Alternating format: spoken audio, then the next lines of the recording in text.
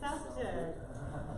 And a lot of things is happening in the regulatory space now, so it's actually the perfect time to discuss what is happening in Netherlands, because I'm not sure if you know guys, but probably this year the license will come into play in Netherlands and in a couple of other countries. So I wanted to tell you what is happening in this space, and also I chose 5 questions. I didn't answer those questions, I just put it on the table. I will tell you what is happening and what has to be solved to actually start mass adoption. And we can discuss if you agree with me or not. So how we'll do that, I will show you the 2 minutes movie with our Chief Compliance Officer. I wanted him to be here today, but unfortunately he went to Nigeria. So if the regulator calls you from Nigeria, you have to go. So he went there. But every 2 weeks, we make a Luno roundup. It's like 2-3 minutes movie with the insight what is happening in the regulatory space. Then I will show you how it looks around the world. We operate in Europe, Africa, and Asia. So that's why I will focus on those regions. Then a couple of questions. What has to change and what are the biggest challenges in my opinion? And then we can talk. So let's maybe start from 3 minutes, Luno roundup, what is happening in the space. We do it every 2 weeks. So guys, the next one will be next Friday, not this one, the next Friday. So I truly invite you to Luna TV, and you will be able to. Oh, we don't have a sound? Yeah, yeah. Yeah, there's no sound. Okay, there is.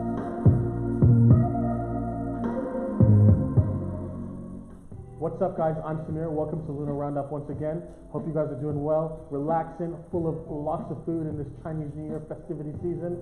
Let's get into it. First up, regulation. Regulation keeps coming. This week, the Indian government has asked a local law firm to submit their proposals for crypto regulation. This is exciting news, and we hope it develops soon. Going stateside, Wyoming has passed regulation this week in which cryptocurrency has become legal tender, so it has the status of money. This is hugely exciting and a big step towards what we hope is a good framework for crypto regulation in the United States. Let's spice it up. Yes, it's hot topics. This week, the CEO and founder of Canada's largest exchange, Quadriga CX, appears to have passed away while traveling in India. Apparently, this individual was the only one with access to the exchange's private keys, which leaves $190 million of crypto assets out in the wild. In a strange turn of events, it appears that funds from the exchange's hot wallets, where the private keys were lost, appear to be moving. And literally, hot off the press, as of this morning or last night, depending on which side of the world you're on, a Supreme Court in Canada has given the exchange 30 days to come up with the missing funds.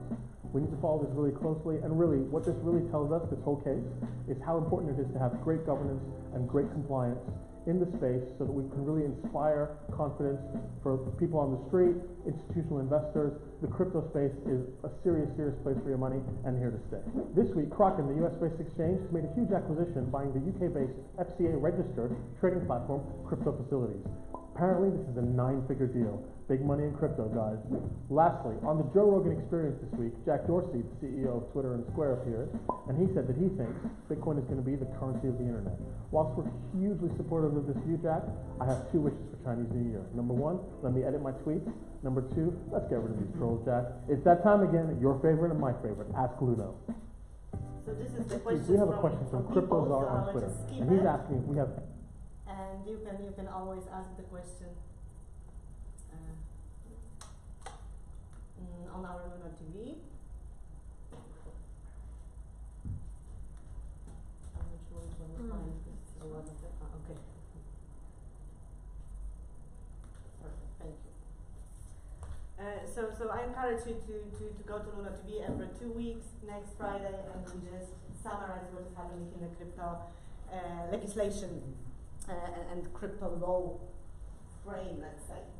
Because I know that probably most of you don't believe in regulations. You think that we should be self-regulated, that decentralization should happen. Yeah, that's a beautiful thinking and the beautiful utopia. Unfortunately, when we are talking about people's money, the regulations will have to apply, and I will explain a little bit why. But it's not a bad thing. So first of all, if we are talking about the regulations, and if they will come into play, and they will, it's already happening, especially with anti-money laundering policy, which applies to all the crypto exchanges, we will eliminate the bad apples in the industry. We have a lot of them. You wouldn't believe, but it's thousands of players who operate without any KYC procedures, without any AML rules implemented on the exchanges. They just accept the money, they open the bank accounts for the crazy company which is not even registered anywhere in the European Union, and they just pretend that they don't touch crypto, and that's how the frauds are happening. So definitely it will eliminate the bad apples, and also the thing that regulations are coming into play, and everyone, I will show you exactly who is the decision maker. They discuss about that, and it shows that crypto here is to stay. So they already acknowledge that, yes, crypto is a thing, blockchain is a technology which starts to be more and more popular. So how it looks in general, in total on the world. So as you can see, around 35% of all the countries on the world, they are pro-regulations. They already started to implement some kind of a frame. They already came up with the basic rules. They are coming up with the license. The problem is that existing license, like e-money license or payment provider license, it doesn't apply to crypto. I will explain in a second why. Some of them on the fence, it means that we will just sit down and wait, but it's not negative. And around 30% they don't want crypto. But it's like China, yeah? We ban crypto, but if you will do that in our way, then you will be able to do that. So let's say they just want to come up with their own regulations. So in general, like you can see, it's not bad. A lot of countries, they are ahead. Like even in European Union, Lithuania, Estonia, Malta, Gibraltar, Liechtenstein, Switzerland, that they are really open. They already came up with their own regulations and then license. In Estonia, you can obtain the license if you are a crypto entity. Unfortunately, it will not give you anything in the European Union, only in Estonia, but you can. And in Gibraltar, Malta, they are coming up with the framework directed to exchanges. So if you will obtain the license which they want, you can open the bank accounts over there. Illinois operates on 40 markets, so some of them are completely unregulated, like in Africa. Some of them are heavily regulated, like in Germany, where you need a BaFin license, which is almost a banking license. I will share the slides, so you can click on that. So the problems which are in front of the regulators, it's a lot. It's like hundreds of different problems. And everyone thinks, yes, we can self-regulate everything, and this is cryptocurrency, it's quite easy, quite obvious. Well, it's not. If you dig deeper, those are the classifications in the different countries. So all of them, they somehow make sense. Some countries treat it like income, asset, commodity, security, store of value, digital gold. All of those definitions actually can apply to cryptocurrencies. It makes sense, it's not stupid. But if you want to regulate some huge decentralized ecosystem, we have to come up with the one definition. Still, 10 years where crypto came into play, we don't have a one definition. So this is the basic thing which has to be cleaned up. Then regulatory landscape, like I mentioned, every country, different approach. Starting from Japan, where now the biggest bank in Japan, they plan to issue their own cryptocurrency. Actually, JP Morgan as well, yeah, they announced it yesterday. So, but China, bank for trading, but there are some options if you do it their way. So it's on the one hand ban, on the other hand you can do that if you want. US, every state is a different story. You have a license in New York, but if you want to trade in a different states, it's a mess. Germany, it's a private money, but as I mentioned, you need a banking license, more or less 2 years if you want to apply.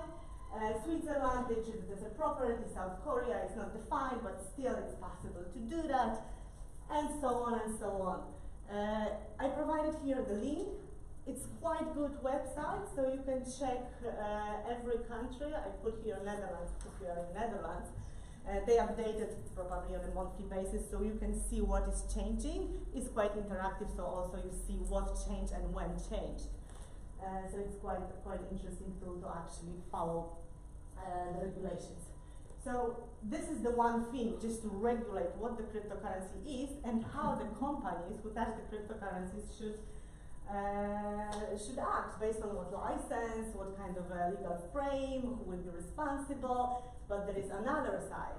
It's about the taxes, because every time you earn the money, well, you have to give a share to the country. So you have to pay taxes. And different countries, they approach the subject in a different way. Some countries, they said it's a cryptocurrency, you don't have to pay taxes. This is, for example, Belarus. Awesome, yeah? They even said, as far as I remember, that they will never apply tax to the cryptocurrencies. I would like to see that in 10 years. Germany, private money, Switzerland, foreign currency, so for example, no capital gains tax, sales tax doesn't apply. But more or less, we go into the direction. If you buy, you don't pay. If you sell, you pay tax, which is a business approach, which is good. But still, different taxes applies. Also, it depends from the time which you own the cryptocurrency. So, for example, if you bought the cryptocurrency 1 year ago and you kept it for 1 year, then you don't pay a tax. If you just sold that earlier, then you pay the tax. So a lot of different solutions. Again, we have to unify that. And that's the problem, because every country have a different approach. But why? Why? Because this is the global system. If you will have a different regulations in different countries, how you will make it cross-border? It will be extremely difficult. To which regulatory you will have to pay. If you will be doing business only in South Korea, but you will be living in Netherlands, you will be paying taxes in Netherlands. If you will be sending the money to your bank account, which bank account? Should you send the money to the bank account in the country where you live, because this is the country where you actually should pay taxes? I can tell you that in the old world, trying to get a universal agreement like you're suggesting is terribly difficult. Yeah, it's terribly difficult, I agree. I will tell you that won't happen. That will be my case. I don't believe it will happen. So you're right, yeah? It's almost not possible to have a one unified system, because always you will have a global regulations, and then all the countries will put on top their local regulations. This is how it works, and this is the world in which we live in. But there are a couple of things which has to be the same somehow, because we are talking about the fully decentralized system. And especially that we have a European Union, we have some unions, and also anti-money laundering, which is global. So all the countries, they want to protect people from criminals, from money laundering, from... But that doesn't say anything about taxes. Yeah, no, it's not about taxes. This is about bad people who wants to steal the money or take the advantage. That's fine. Yeah, but with the taxes, probably yes, a lot of countries will put on the top their own regulations just to earn more money. Okay, but there are a couple of things which will apply globally. So this is what probably you already heard. It's a fifth European amendment to Anti-Money Laundering Directive, and it will come into play on the beginning of 2020. It's like for everyone, yeah? So anti-money laundering, it's the rules which applies already to crypto players, and yes, we can be audited if anyone will see the bank regulator that we don't follow anti-money laundering rules, we will have a problem. So this is something what we already agreed as a society. We don't want a terrorist to make transactions in the blockchain. There is a GDPR which already came, and still it's a huge problem for blockchain. Already there are some solutions like zero knowledge proof or private keys destruction. I'm not sure if everyone knows what is zero knowledge proof. Yeah?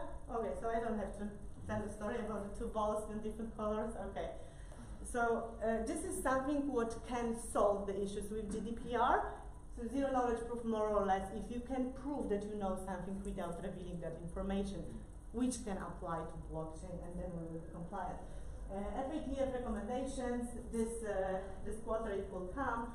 So definitely everyone will have to apply, and already European Union thinks about another iterations of AML directive. We will have a 6, 7, 8. It's probably year by year. Since now the regulator understands a little bit more how everything works, and they want to make it compliant. This is what I mentioned to you. It's also about the responsibilities. If something bad happened, you have to find the reason and also find someone who screwed up, not to make that mistake again. So that's why we have a lot of people on the barbecue, like a lot of different entities, different regulators who tries to make it work. And they don't want to destroy the technology. That's not the case. I can assure you, we meet a lot of regulators on a daily basis almost. We are in a couple of lobby groups. They really want to talk, but it's not an easy topic. I don't think the question is whether they want to destroy the development of cryptocurrency. I think the question is, do they understand what's happening good enough, and then does that relate to the rules that they make? Yes, they don't understand, but they want to So learn. when they make rules, which they do, they automatically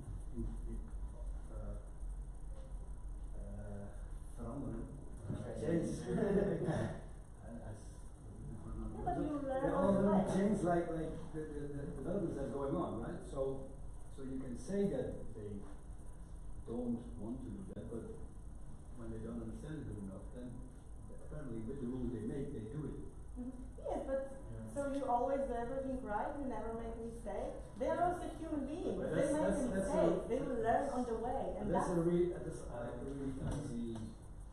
look at it. Yeah, like they make mistakes, okay, but when they make certain rules which is obstructing innovation. Yeah, but that's the discussion about the innovation, because everyone thinks it will change the world. The market cap now is 100 billion. If you compare that to derivatives, which is 500,000 trillion, cryptocurrency for them is not important. This is not big enough. I will tell what is the significant market term, and the regulator doesn't actually give the information what does it mean, what the significant market means. But for now, the market for them is too small to be compliant. It's too small to be compliant only because it's possible to manipulate it. If you will have a really big player who will come to the market, they can destabilize the market. And they said, we don't want to regulate it because it's too small, it's not safe. So people shouldn't make a transaction over there because it's too risky. Like, who's saying that? I will show you in a second. Okay. Yeah, I will show you in a second. I will ask the question about the ETF. So we'll talk about the ETF. Okay, so those players, they are supposed to come up with those amazing, beautiful regulations. I have a question. Why do we have Securities and Exchange Commission in European legislation? Sorry? Why Securities and Exchange Commission drives European legislation? They are also responsible to show and come up with the recommendation how it should be regulated. Everyone is invited to the table to come up with the perfect regulation. It's just they work in the United States. It's totally different. No, but this is a cryptocurrency, so everyone now works on something what will apply globally. So those are the companies. For example, we don't operate in the United States, but we cooperate with all those entities just to propose them what we think. So all the lobbies groups which are created, they are created globally. So for example, we are in the lobby group, which lobby all those guys even in the United States. Especially that, let's be honest, United States will probably set the rules which will apply in other countries. This is like GDPR started in Europe, but already you have a similar GDPR which will come into play in the United States in 2022. So it's already happening. It's not that we came out because in Europe we are crazy about the privacy. So everyone tries to do that, and this is just to show you guys that everyone is working on that, and we try to join forces and come up with something what will make sense. Because even if I will tell you that Coinbase is the biggest exchange in the world, yeah, they know how, or one of the biggest, Kraken, whatever we will say, they know what kind of regulation should apply. They have no idea as well. We don't know how it should work because there is so many challenges and so many entry points where you can make a breach of the data, or some money can be stolen, or something bad can happen, that you have to think about a lot of scenarios. So the idea of self-regulated system is beautiful, but it will not happen soon, maybe in a long term. But personally, I think that if the money are involved, we need the regulations. We need the regulations, and we need those guys, because they are most of the time smart guys. This is the new technology. Maybe you're right that they don't understand 100%, but no one understands it 100%.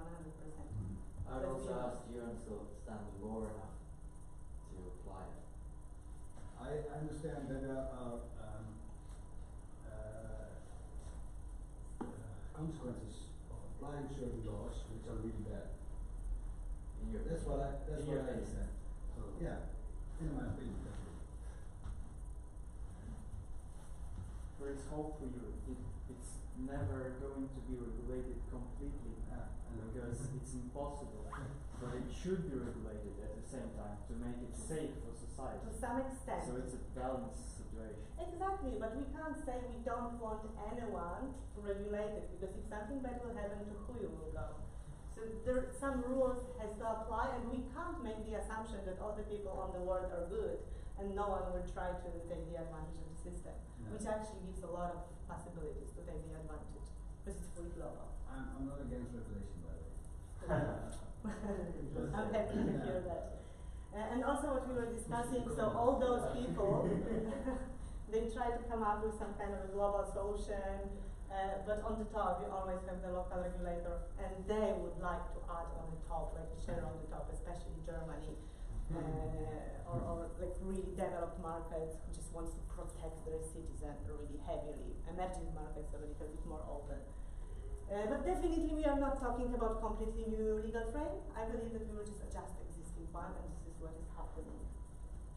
And this is the questions which I actually chose to discuss with you guys.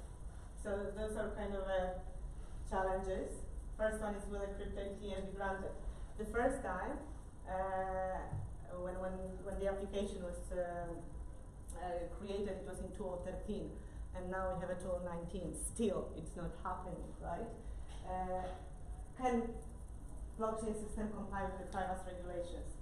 We have to have a right to erase our data, some kind of anonymity. We should ensure the data with other people is my private data. So there are a lot of challenges which doesn't apply to the technology, which is quite difficult. International regulations work together. Will they? Because there are a couple of challenges. I will show you what I think about it, and you can add it what you think about it. And is it actually possible to regulate something what is decentralized? That's also quite an interesting topic, which now is the main question for regulators. And also the developers be held responsible, because it already happened, yeah? So we had a case, I will show you the case, when the guy was held responsible because he created a wrong code. So the question is, to which extent and who will be responsible? With the companies, we have a quite easy frame. You just register the company, CEO is not responsible personally up to the capital. Yeah, it's quite easy. It's already established, and we have a frame for that. But with the blockchain, it's quite difficult, especially if we are talking about full decentralization. And what if the programmer will create a code which will let like really bad person to launder the money? And what if he will do it in purpose, just to see what will happen? Who will be responsible? So okay, starting from ETF, I'm not sure if you know the standing application. It's the Vanik and Solidex Bitcoin ETF. We should know February 27 if it will be rejected. Most of them were rejected or are still pending. They pulled back in like Sorry? They pulled their ETF back in a few weeks back, right, to make a small adoption to it. Yeah, but now it's not approved, so we are waiting for the decision to 27. Yeah, but they pulled it back in to not get denied already. Okay. That's the latest news, actually. Okay, sorry, so I didn't know that.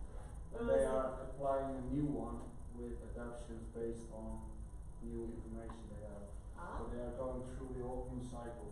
All new cycles, so still you're It's waiting. maybe taking a year or whatever, but this one is, I guess, not actual anymore. Okay, I will check, because I was checking a couple of days ago. I can show you on Twitter afterwards. Oh, that would be nice, thank you. Okay, so if we are going to the new cycle, then also we will wait for that. Everyone will wait for the ETF, which will open a lot of doors, but unfortunately it's not happening. And there are some questions. So this is what I mentioned. So SEC, they called significant market, the market which can actually create the ETF. But what is a significant market? There is no definition how big market should be to become significant. They just said that the cryptocurrency market is just, it's possible to manipulate it. It's too small to be safe.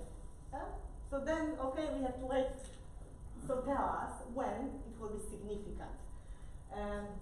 And then also the correct interpretation of exchange. So there is the information in the Security Exchange Act that exchange should be designed to prevent fraudulent and manipulative acts and practices.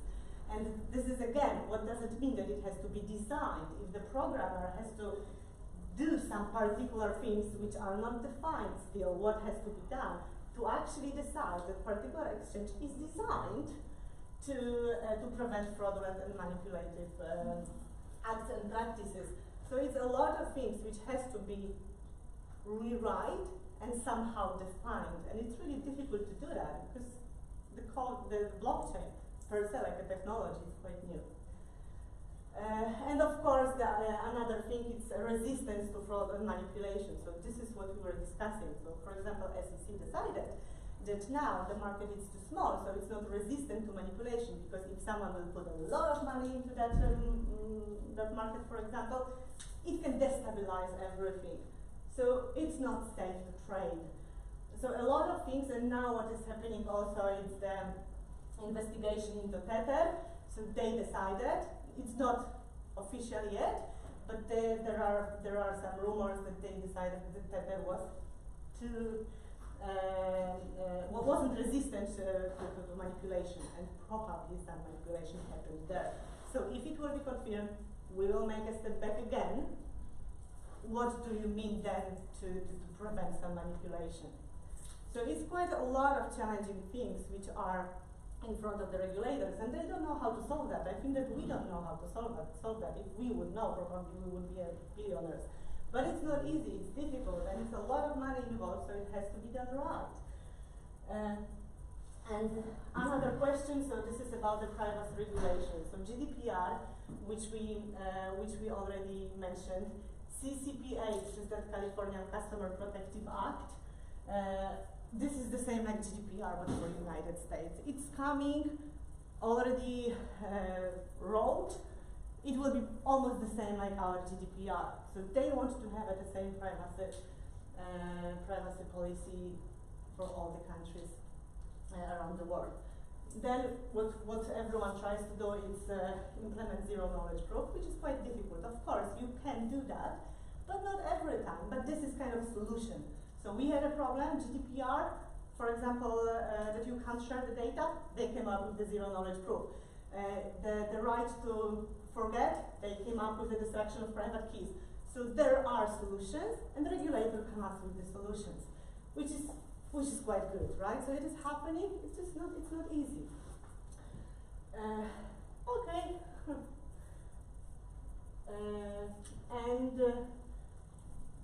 The problem is also that you have so many countries who have a little bit different approach. Different people work on that. Different geographics, different mentality, different legal frame which already exists. So for example, in Africa you don't have a GDPR. In the United States they didn't have, so they said we have to create something like that to actually apply other regulations which will be global and connected with AML and KYC procedures, so know your customer procedure. So this is like cooking, but we have a couple of challenges.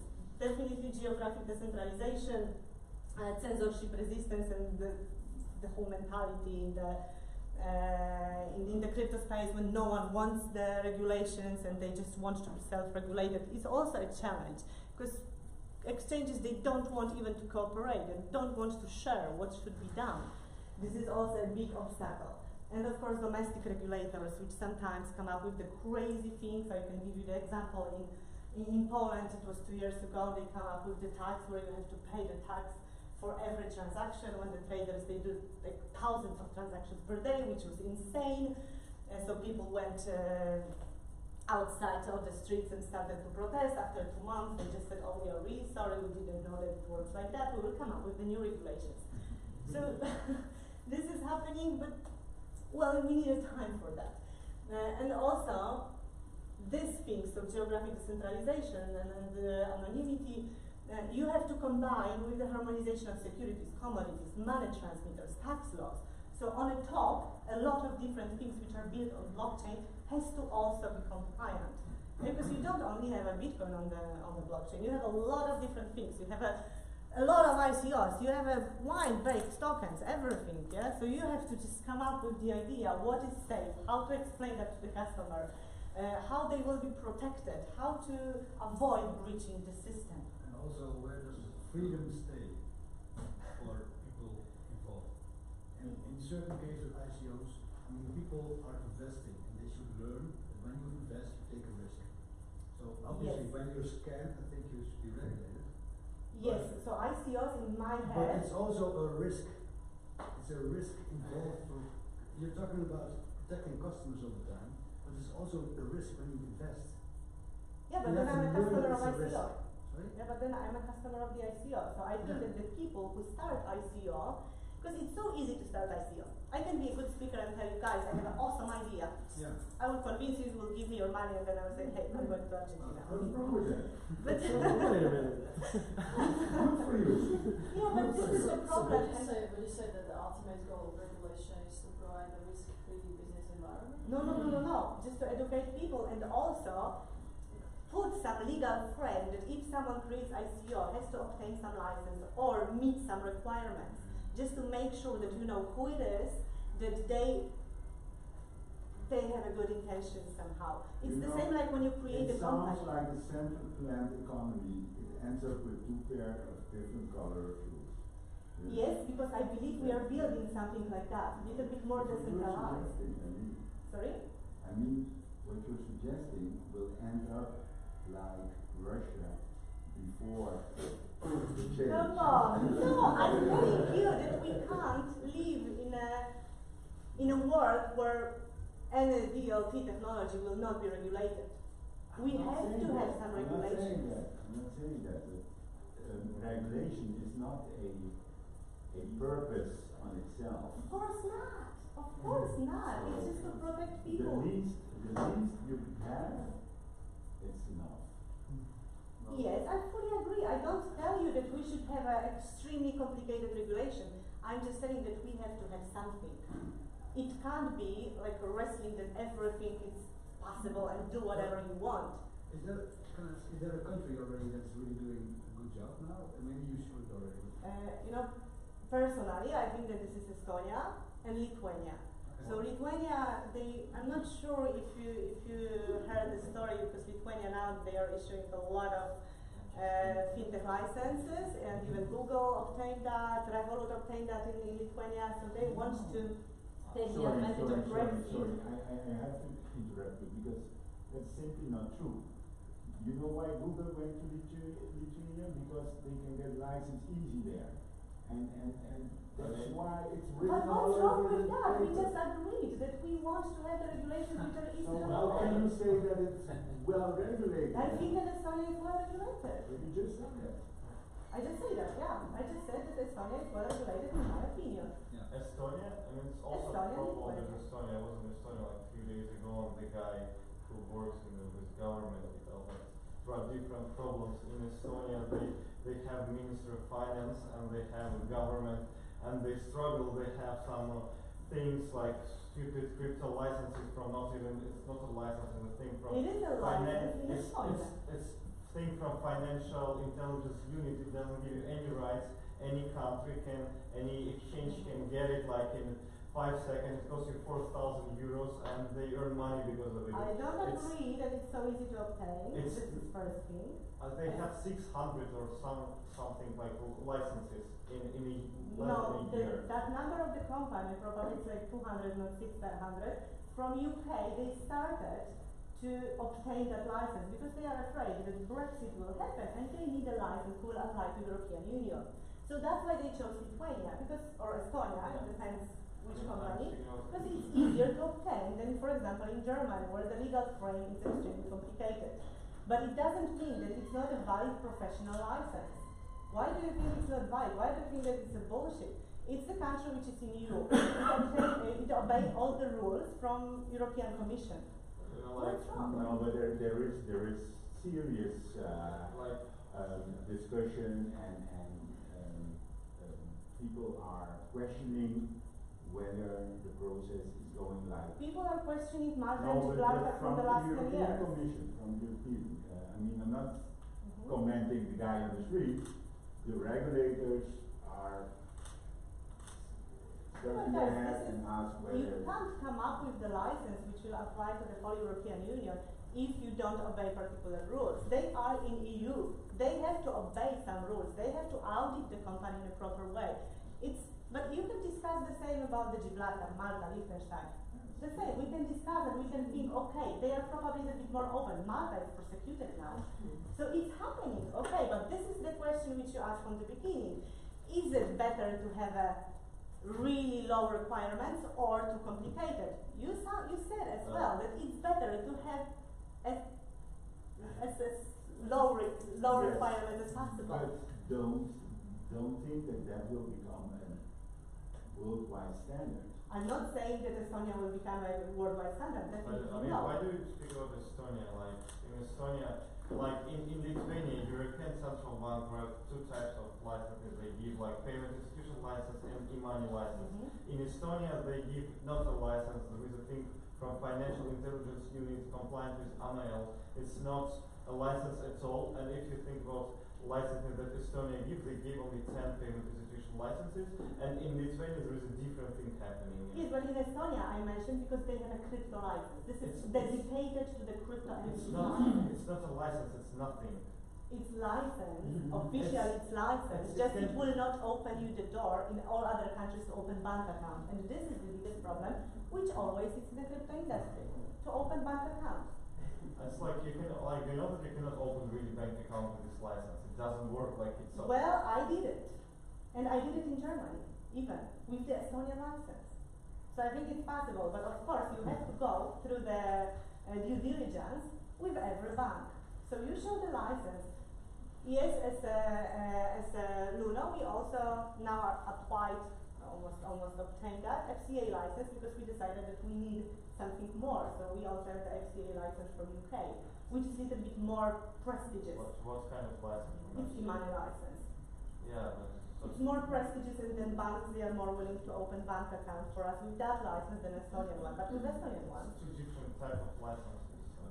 it's e-money license. Yeah, it's Let's like continue. yeah, it's like Let's take it to the bar. Excuse me, we have 5 minutes, so let's make it short, please, and sweet. No, I completely respect that you think it's a bullshit. I think it's a really good example, just the country which tries to be a little bit ahead. And it's good that they do something instead of us just waiting. Okay. So, no, also we can actually discuss that, right?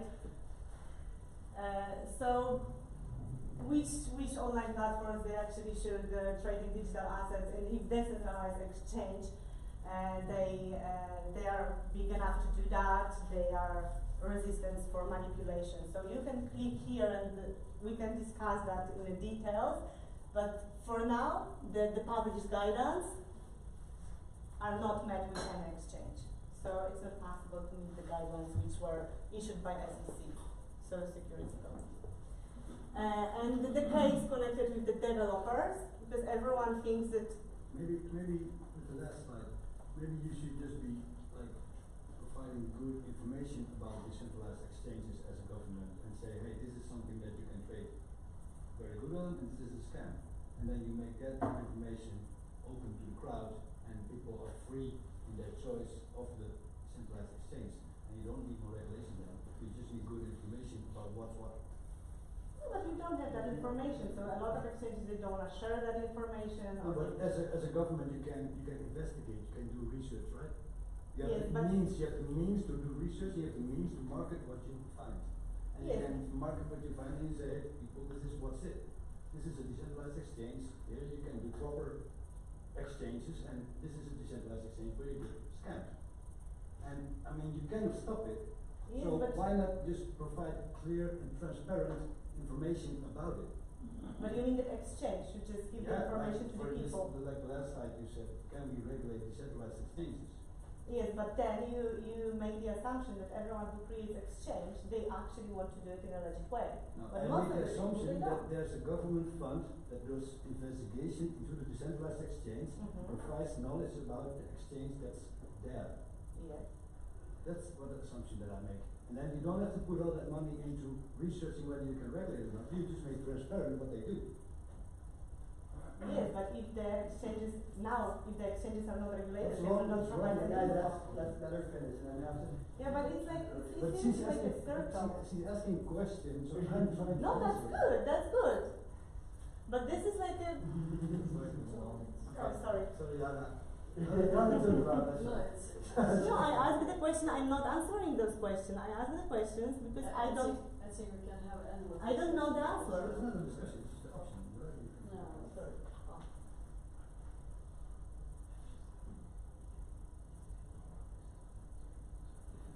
Okay, but also you have a little bit different assets on the exchanges. Sometimes it's like private coins, which are completely different discussion. Or the friend was talking about his own coin, which is really difficult to come up with scam or not scam and with what you invest. And you can't tell people just you have your own brain do that because it's extremely complicated. You can't just say everyone can make a decision and if you will lose your money, it's your problem. This is the responsibility of the governments and regulators to actually protect citizens, and I believe in that. I understand. I don't think so that the governments they do something to stop innovation. I think that they do a lot of things to protect people. And it's not a thinking that people are stupid, it's rather just to come up with the solutions, what can happen. Okay, and this is the case, what happened with the one guy who was prosecuted, and actually it's Zahare Komron who paid 400,000 as far as I remember. And he didn't plead guilty, but he paid the fine, well, they said that he wrote the code wrongfully, so he actually wanted to make some harm. And that's the question, if the developer should be prosecuted, because everyone can make a mistake, or when the mistake is actually fault of the programmer, or who is responsible if you are talking about the whole decentralization. And this is quite a hot topic, because this was the first time when programmer paid the fine and he was just a programmer. So this is kind of interesting thing. Who will be responsible? Because we don't have a legal frame like we have with other companies, that the CEO is responsible up to the capital, and here you can just come up with whatever you want. If something bad will happen, you don't know where to go. And this is, in my opinion, something which is extremely difficult to define if we are talking about the decentralization. But I believe that everything, is possible to solve. Private coins definitely as well. Sufficient decentralization. So to what extent? ICOs, which in my head are really, okay, it's dying a little bit now, so we already eliminated bad apples, but still, it's really easy to make a fraud on ICOs, and people just can lose a lot of money. And of course, when everything will happen, everyone will be happy, and we are talking about a completely new economy, about completely new business model, and some kind of a financial freedom, including people who are outside of the financial system, so a beautiful, beautiful future. And personally, I believe that now the challenges which we have, and the 2019, it's the year where we already will see the different markets. So we had a bear market. Now a little bit brighter days will come, and we will not have such a stable price. A Huey test. So it's what is actually investment contract. So the new definition is coming, and then we will be able to say what is the investment contract, and how to treat Bitcoin, cryptocurrencies, and whatever tokens we will have based on a Huey test which we are trying to apply to cryptocurrencies. This is what we heard, so now we are talking about building, not holding the cryptocurrencies. So we see the improvements starting from the Lightning networks through even different DLTs, whatever we think about the hash graph or any other solutions which are coming to the market. but they are coming to actually create the new business models, because what we see now, it's blockchain and DLTs in a business, so in a supply chain, in a healthcare, and probably next couple of years we will just clean up and everyone will decide, okay, so this is a problem which blockchain can solve, and the other applications were a bullshit. So I believe that this is what is happening already with the enterprise blockchain. That's all. Thank you.